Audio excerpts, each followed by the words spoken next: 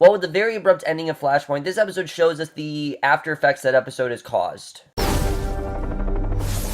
Hey guys, here remember The Flash, Season 3, Episode 2, Paradox, and I was definitely looking forward to this episode, even though I wasn't the hugest fan of last week's episode. Look, I thought last week's episode was a cool idea, I just thought that they rushed the Flashpoint arc really quickly, and I was hoping that this episode would make up for it. All I need in this episode was actual high stakes, actual things going on, and things that actually were permanent, and not just something that was there for one episode and then's not going to be talked about ever again. I actually wanted to see something big happen here, and for the most part, that's what we got. We actually got some good consequences of the episode. This episode was definitely significantly darker than, last week, and the best way to talk about this episode is, you guys remember that episode of Community where they had the board game, and each time someone would go to get the pizza, there'd be like a different timeline. This is the darkest timeline. It really is, and it seems like this is the direction moving forward. I think it's right for the show, but let's get into this episode because overall I did really enjoy where this episode is headed.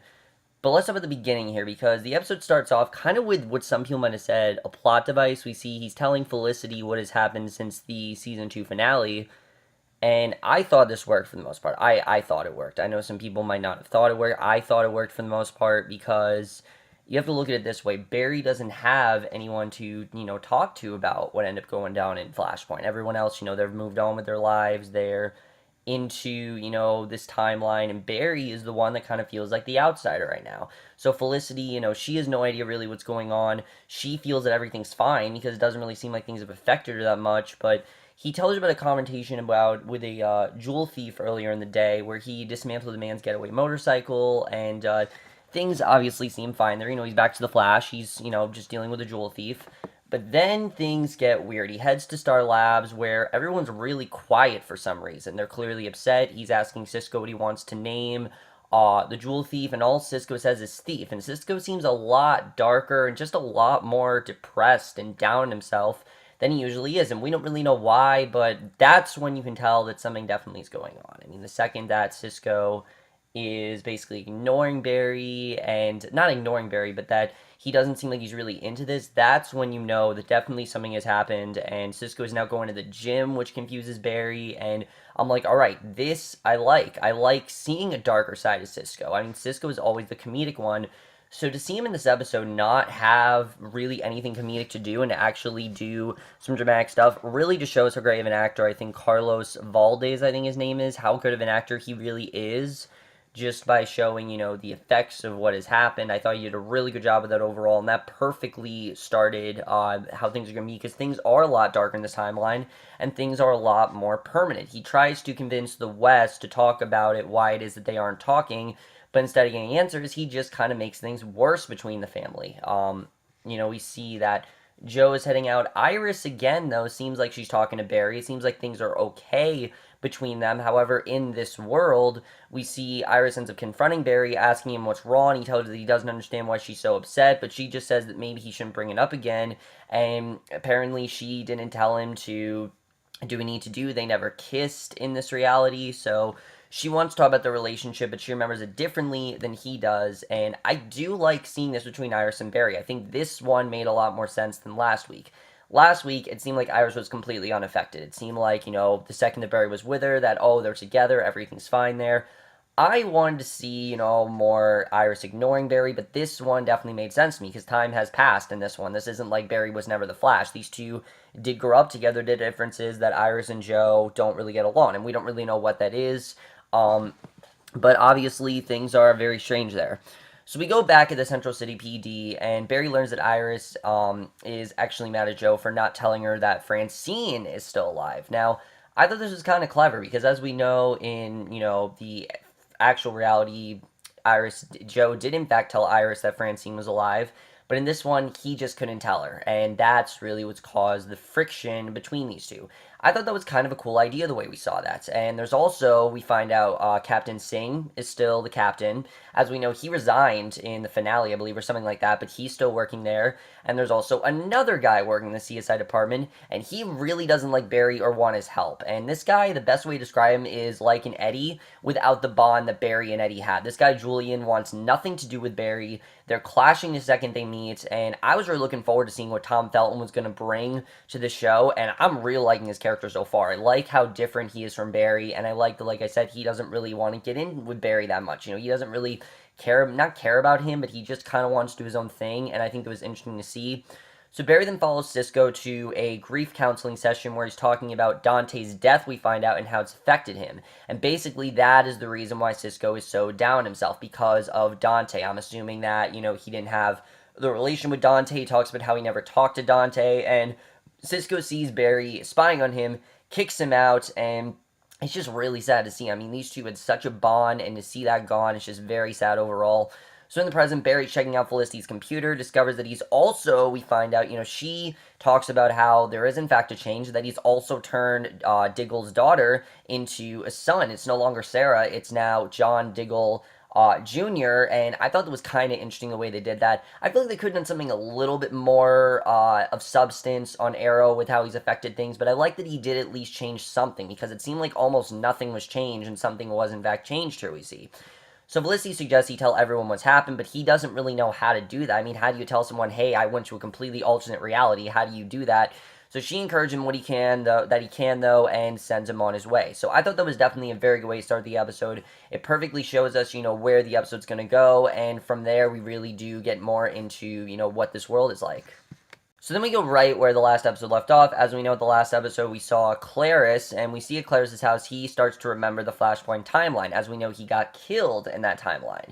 He then sees the Alchemy scrawl in the glass. He rushes off to meet a hooded figure who introduces himself as Alchemy.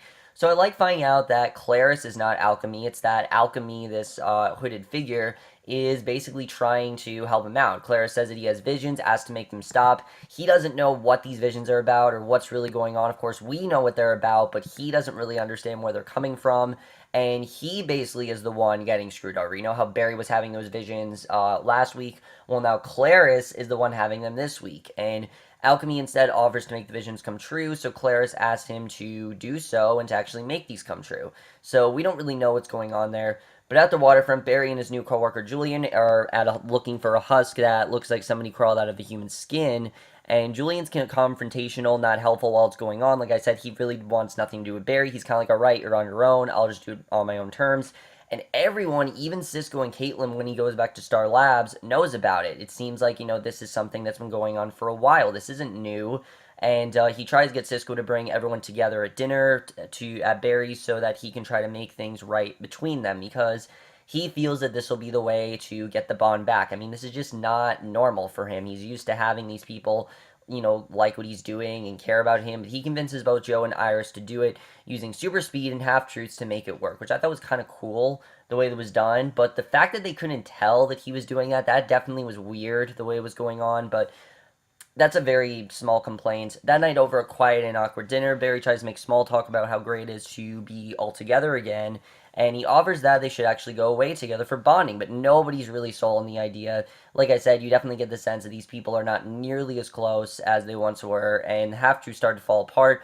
Things get worse at dinner. Cisco reveals that they want him to travel back in time to stop Dante's death at the hands of a drunk driver, but Barry unfortunately wouldn't do it, we find out. So it looks like in this timeline, pretty much everything is Barry's fault. And a lot of people are saying, oh, Barry's the worst, Barry's down himself. Think of it this way, Barry, wanted to do something. He didn't know this was going to happen. He didn't make this timeline happen. The only reason he saved his mother was to make a change. He wanted to make a change. He couldn't live without his mother and father. He wanted to see what that life was like, and he's now paid for it. And Barry, he didn't mean to do this to Cisco. I mean, we now know this was Barry's fault, but in his timeline, this never was that way. So you can't really blame Barry for what happened. That's just kind of the way things have turned out. And yes, Barry did kind of do this to himself with getting him into this timeline, but nothing that happened in this timeline is merely Barry's fault, we see. He says he wouldn't do it. So just then they get an alert on their metahuman app, and Barry speeds off to find the rival waiting for him. He remembers everything now, and he's not happy with what the Flash did. The two battle through the streets of the city at super speed. Barry is body checking Clariss at super speed, and Clariss is disappearing. When Barry speeds off, somebody is watching him. We don't know who that somebody is, but someone's watching. And really good stuff between these two. I really do like the clashing between Barry and Clariss overall. Good stuff there. And before Caitlin can tell them who Clariss is, Barry chimes in. Everyone's confused before Barry can tell them what's going on. And again, they don't really know what's going on with that. So Iris pulls him aside and the man he tells her what's going on. He tells her that everything going on is his fault and that there's only one way to fix it. So he decides that the best way to do this, which I thought was a really dumb idea, honestly, is to run back in time again. I don't know why he decided to do this. This is my biggest problem in the episode is Barry already ruined things by running back in time. Why would he think the best way to solve this is to go back in time again? It's clear that this does have an effect on what's going on.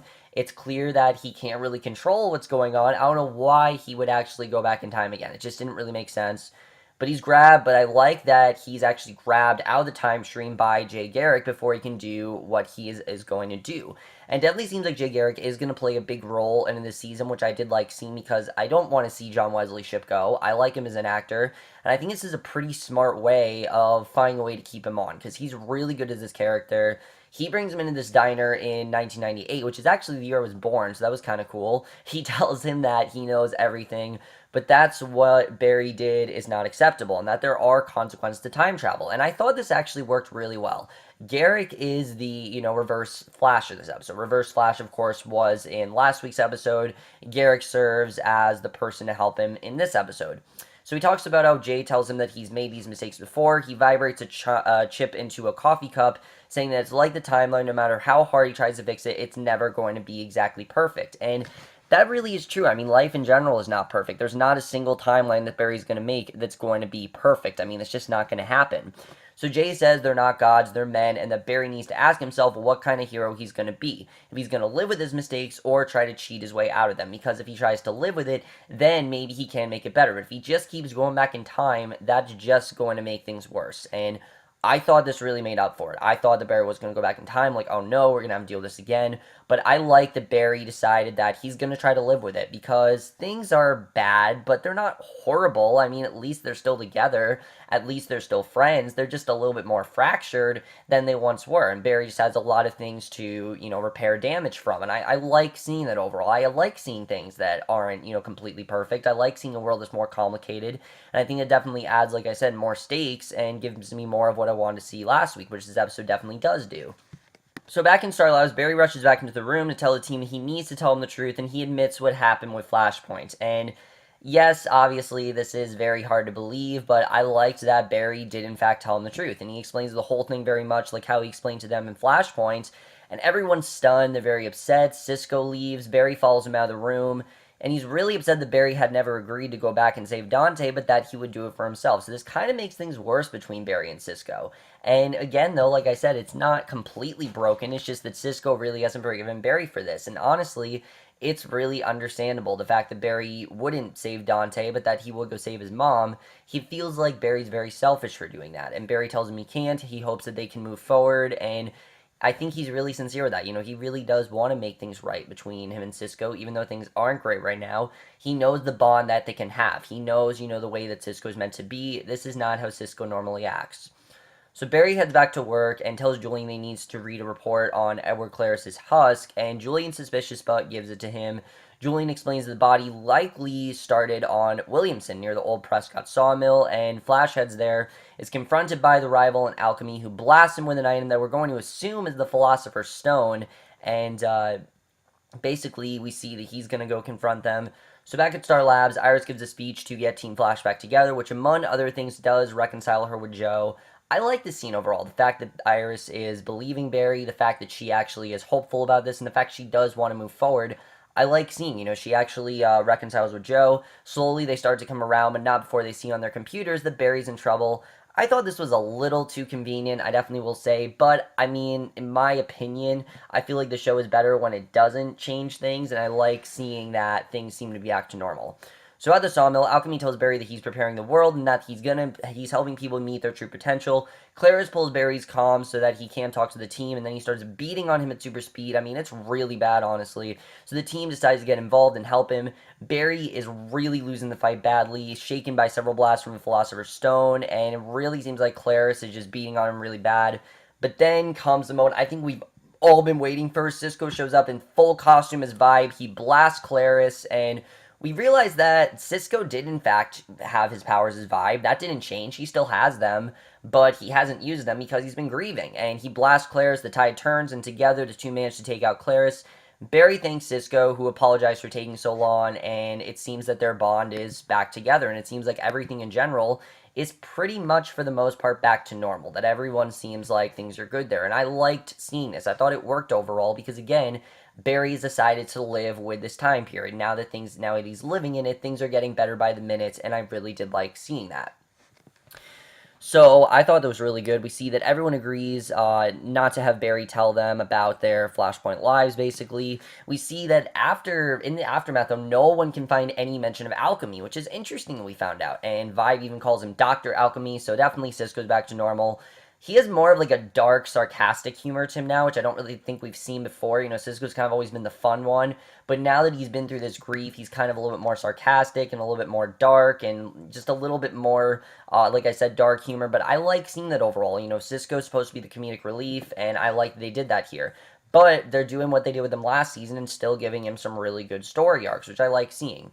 So everyone agrees not to have Barry tell them about their Flashpoint lives. They just feel that it's signs that everything is going back to normal. We see, Joe and Iris have made up. They're going to get coffee. Wally's tagging along. Cisco seems like he's going back to work. Things just seem like they're overall getting back to normal, that things are okay. And then Barry jokes with Caitlin that she's the one person who doesn't seem to be affected much by the change to the timeline, unless she's moonlighting as an ophthalmologist, as we know. She was an eye doctor and in Flashpoint, but when he walks away, she looks down and we see her hand freezing over. So it seems that now she actually is turning into Killer Frost, which I'm all for. I love Killer Frost. I love what we got with her last year. I am all for them having Caitlin be Killer Frost this season. I love seeing that, actually. I'm looking forward to seeing what they do with that. But then we see Julien. He has a question for Barry, and when he doesn't get the answer he wants, he claims that there is something not right about him that only he can see. So it definitely seems that Julien knows something's going on with Barry. He goes on to say he doesn't trust Barry, and he doesn't like things he can't trust. He knows there's something off about Barry. He doesn't know what it is, but he does not trust him. And I like the Julien staying around. I'm really liking what we're getting of him so far. But out in front of the West House, Barry has a chance to talk to Iris on her own. She reiterates her stance on not knowing about Flashpoint,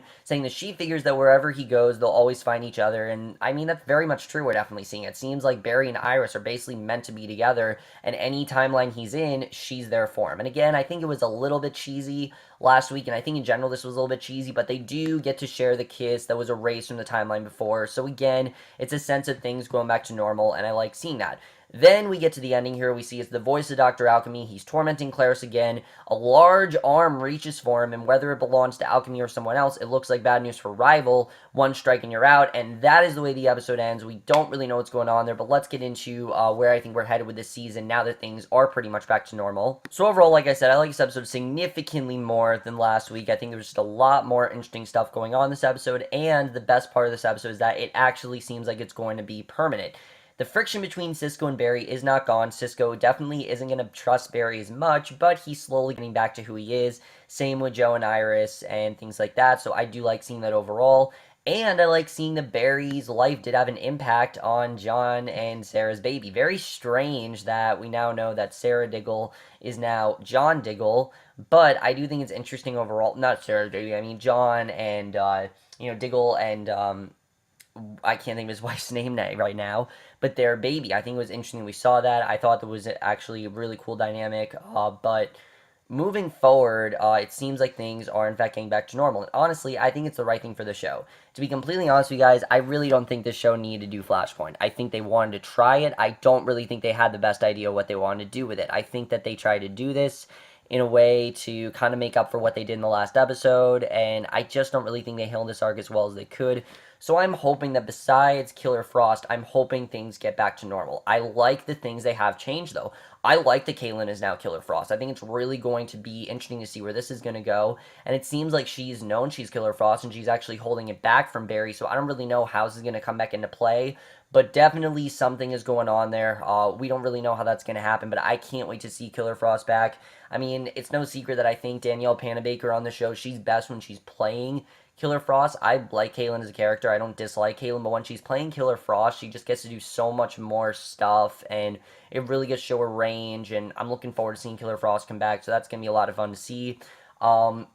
As far as Julien, I like seeing Julien very skeptical of Barry, not really knowing whether to trust him, knowing something's off about him, and just overall not really trusting him overall. I like seeing this side of Julien. I like this character. Like I said, I think he's a more darker, suspicious version of Eddie, and I like him overall. I don't really trust Julien though. Something off him is definitely off about him. I feel like there's definitely gonna be something with him that is just as shady as he feels about Barry. I really don't trust him overall, but we'll have to see where that's gonna go. Overall, I really don't trust him right now though.